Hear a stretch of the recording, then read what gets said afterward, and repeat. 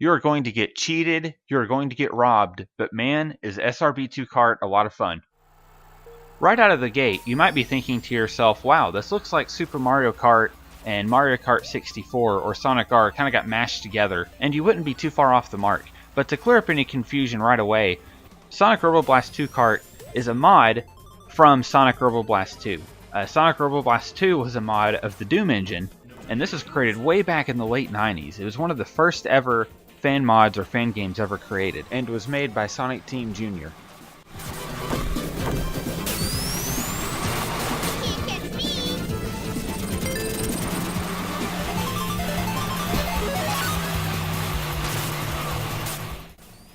So SRB2 Kart was created by modders known as the Kart Crew and just released last year in November. What's really cool about this is you don't need SRB2 to play SRB2 Kart. All you have to do is go to this download link, install it, and hit play. It's that simple. It plays like a standalone game. If you're like me, even I kind of get intimidated whenever I hear about a mod. I know how to install them, I'm familiar with it. Sometimes you need a launcher, sometimes you don't. Sometimes you just need to remember what folder you put it into.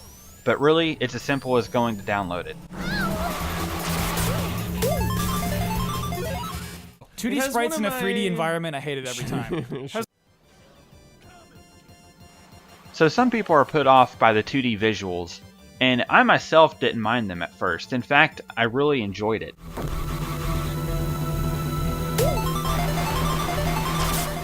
SRB2 Kart comes packed in with 3D models. All you have to do is launch the game through OpenGL. What's really cool about this is the models are in low poly counts. The look of the 3D models is something you would expect to see to pop right out of a Nintendo 64 or a Sega Saturn game. Whoa!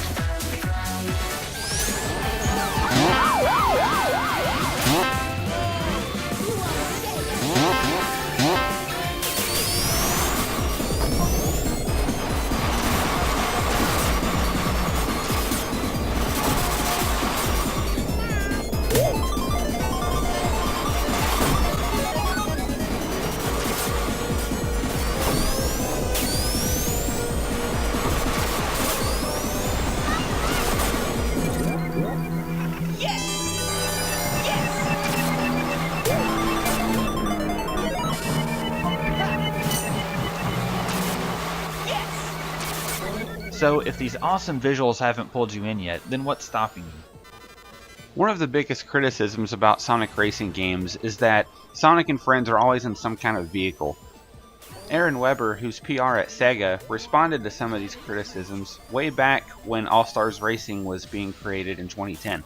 In an interview with Nintendo Everything, he states, "So we're going to set the record straight just in case. If he's not in a car, guys, the race is over before it's begun.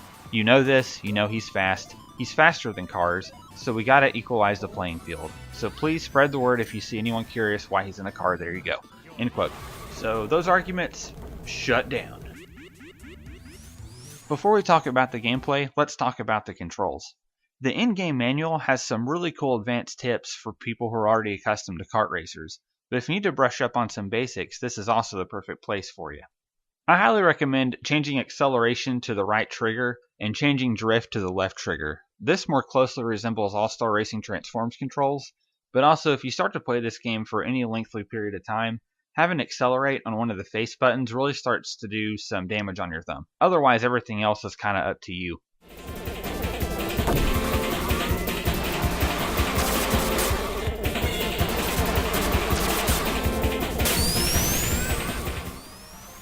All-Stars Racing Transformed got a lot of heat for not really having creative or imaginative items.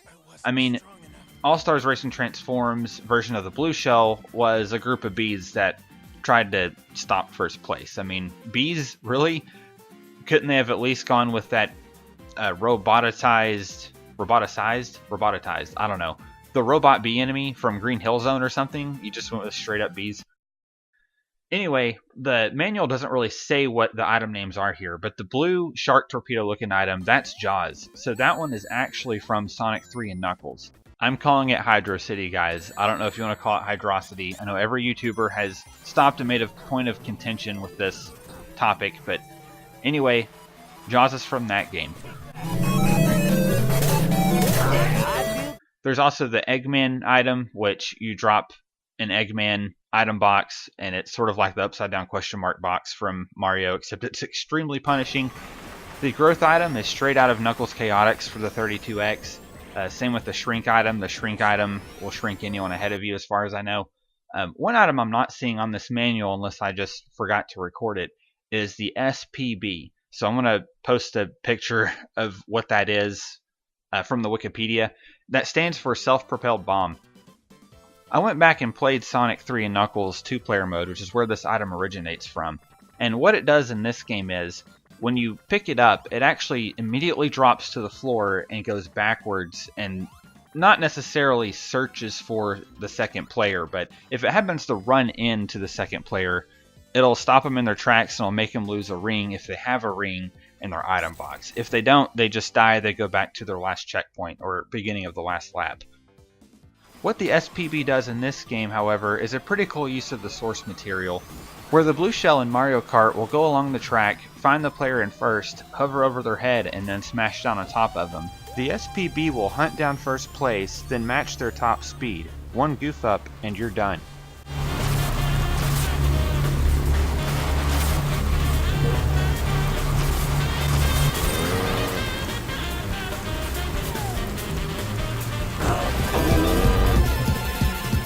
However, if you're going on a turn, what's different about the SPB is it'll sort of match your drifting speed.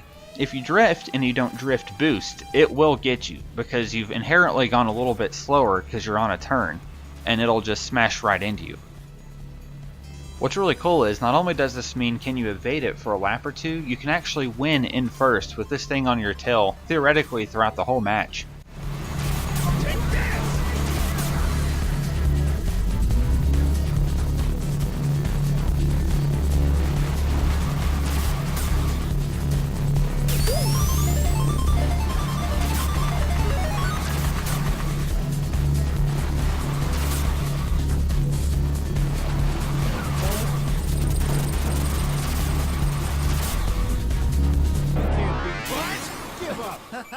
That was easier than I thought. That's about all the time I'll spend talking about items. There is a battle mode, and yeah, there's a battle mode. That's where I'll leave that one. It's not terrible. It has some original ideas. It's still just not the funnest mode for me. So I took a minute to talk about the 3D mod, which you're largely seeing throughout this whole video. I just love it so much. Another mod that I really enjoyed that far too few people seem to be playing right now is the Combiring mod. I've also seen this known as tag mode, but I'll leave a link in the description. If you're unfamiliar with Knuckles Chaotix, your characters were always combined by this chain ring thing. It takes that concept and applies it here, and man can it get chaotic. For the footage for this video, I was only able to get a 3-player game, but you can kind of see where this is going, especially when you add in the crazy bump physics in this game. You know, if you get like a slight tap and you go off a ramp, you could just be sent flying across the level. And I mean, not that that doesn't happen anyway, but combine that with a partner that you're connected to, and it gets frantic fast. Can't beat me. Give up. I win! Alright guys, we're 9 minutes into this video, and there's just so much more I wanted to talk about. I'm going to condense everything else I had planned for this video a little bit more than I had planned. For instance, I could easily make a top 10 list of my favorite levels and a top 10 list of my least favorite levels. There are levels called Map Hell, which if everyone in a lobby votes random online, you're guaranteed a Map Hell map, which are maps I guess you're supposed to hate. Some of them I actually like pretty well, others I definitely don't. But just to start off, my favorite levels are Daytona Speedway. I like this level a lot because, and I hope I'm using this phrase right, there's 2 hairpin turns or 2 basically spiraling turns that really test your drifting. Also, the music really caught me off guard. A lot of people praise Daytona USA, the game on the Sega Saturn, and I don't hear much negativity towards it. Even for the time, I hated the music. I just didn't like the vocals at all. I don't know if I'm alone in that camp, but anyway, the remix here is actually pretty catchy. It makes me actually like the song. Hilltop. I like Hilltop a lot because there are a lot of little ramps with little speed boosts at the end of them, and the ramps go up and just suddenly end, so they're like tiny little ledges. Anyway, it's really fun to drift into the next turn, going up that ramp and then getting sent off suddenly, all the while you're getting a speed boost for it. And it's a very quick, very small map. It's a lot of fun. Misty Maze. I feel like this is a very good break level, and what I mean by that is, online there are just a lot of stressful matches, and they're all fun, but they all really test your muscle memory, your ability to remember, you know, what turn is coming up, when should I drift, and all this. And Misty Maze is just a really big level, and by that I mean, you know, all the turns are really big, you can see clearly in front of you when there isn't this weird invisible wall thing, and the water always keeps you moving forward. Paradise Hill. I can't quite place why I like this one so much.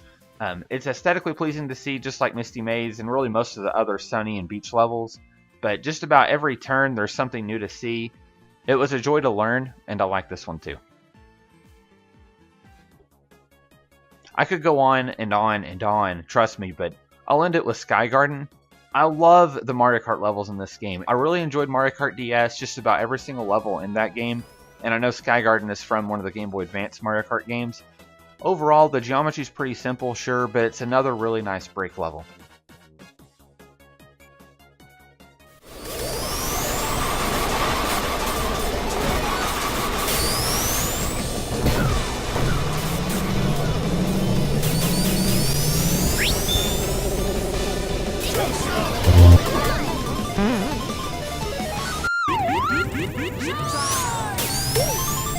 Shortcuts. So I see a lot of people get frustrated when it comes to racing games when there are multiple routes and there's this one route that is clearly faster than others. Some people say it's bad level design. I think it's pretty fun discovering what is the good route and what is the bad. Like, there are some shortcuts, like in Pleasure Castle here, where there's clearly a more difficult way to go, so you'd think that would be the faster way to go. And not necessarily just that level, but sometimes you'll see that the faster way to go may be apparently the slower way to go, and vice versa. It's fun discovering what routes are the fastest and to remember to do those every single time. Sometimes you can't do those routes every single time. Sometimes you might need an item to get through there, and if you're in first, you're not going to get that item, so that lets people in second or people who are struggling to catch up, catch up. Last but not least, advanced tips. So in the manual, it goes over some advanced tips. And if you remember in the beginning of the video, I said I wasn't going to worry about terminology very much. I've been using the word boosts a lot, or speed boosts. So there are items like sneakers and, I guess, rocket skate item. I don't really know what that is. It's sort of like the golden mushroom in this game. But basically, a drift boost is sort of like a mini turbo boost from Super Mario Kart or the Mario Kart game. So mini turbo boost is what you get after drifting.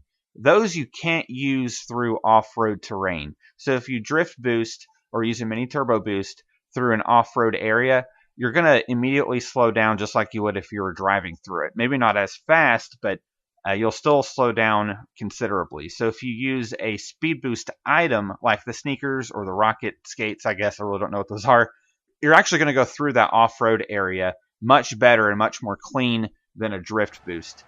Also, there's this lovely graph you can see in multiplayer. Each spot on this graph is a character. On the lower left, you're getting drift boosts much faster at the cost of weighing a lot and losing a lot of max speed, but you accelerate faster. And then on the upper right, you're getting drift boosts a little bit slower, but your max speed is better and your handling is better. There are 3 types of drift boosts.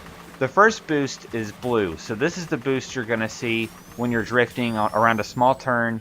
You'll see the blue sparks come up. That'll get you the smallest drift boost. The next one is red. That's the one you really want to aim for. It gives you a significantly longer drift boost. The next one is rainbow, and kind of like how I mentioned in Daytona USA, where you see you have these really long turns. That's when you want to aim to get those rainbow boosts, because those last a solid 2 seconds, if not a little bit longer, and they are really rewarding when you get to pull those off.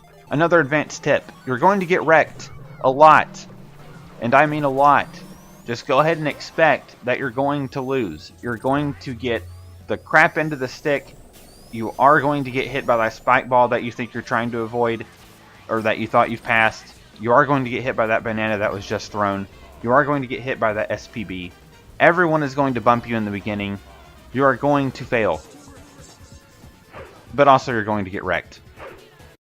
The kitchen sink. I kid you not, 2 days in a row that I played this, and both was just for less than an hour each, I not only had someone in my game get the kitchen sink item, they also killed me with it. This is 2 days in a row. The second day, someone gets the kitchen sink item. I get this prompt with a little jingle that says, Ice Hedge has been killed by the kitchen sink. Yes, when you're killed by the kitchen sink, it announces to the server that the person that got killed was killed by the kitchen sink. What is the kitchen sink, you ask? The kitchen sink is a really rare item that will come up, and it, well, looks like a sprite pixel kitchen sink, and it's thrown like a forward throwing banana or a forward throwing bomb, and if you get hit by it again, the server announces that you got killed by it. So when you get that, don't be alarmed. Just try to have a pretty good distance away from the people in front of you, and I hope you have like a group of people in front of you that are a good distance away, and chuck it. See if you hit somebody with it. But of course, for the week and a half that I've been recording footage for this video, not one time did I or anyone in my freaking game get the kitchen sink, so I have zero footage to show you. You're welcome. Lastly, if you're getting frustrated, I cannot recommend doing record attack. Enough. I cannot recommend record attack enough. Yes, this is an edit. I'm tired. So let me explain. In record attack, you have medals, and they're kind of like the emblems from other Sonic games. The more medals that you unlock, the more levels you'll unlock. Each level has 2 medals you can acquire. There's a silver ghost, which is like the second place, and the gold ghost, which is like the first place. So the silver ghost will give you the silver medal, the gold ghost will give you the gold medal. I don't know why I'm calling them silver and gold ghosts. They're not really silver and gold ghosts. They're not that color. You know what I mean, though. This is really fun, so, you know, if you're like me and you kind of get frustrated with all the bumping in some of these matches, racing against ghosts kind of deflects that. It also lets you practice while also sort of playing with other people just with their recorded ghosts. Practice, practice, practice is the last advanced tip I can give. So many people, like, they'll get frustrated, they'll rage quit. And I'm not saying if you practice that means you won't rage quit, but I've just seen so many people, you know, constantly get in last place. And I'm not the best kart racer. I just, you know, I'll play a match or 2 or 3 of the same level, and I'll slowly start remembering where each turn's coming up. And the faster you can perform each turn, the better you'll do. And really, regardless of items, regardless of who gets hit by what, who gets hit by who, the faster you can perform each level and each tiny little turn, each little detail you remember, the better you'll do. And just remember,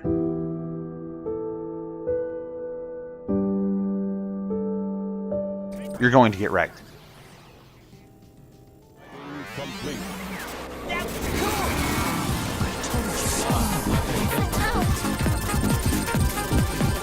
I can still fight. I can't lose here.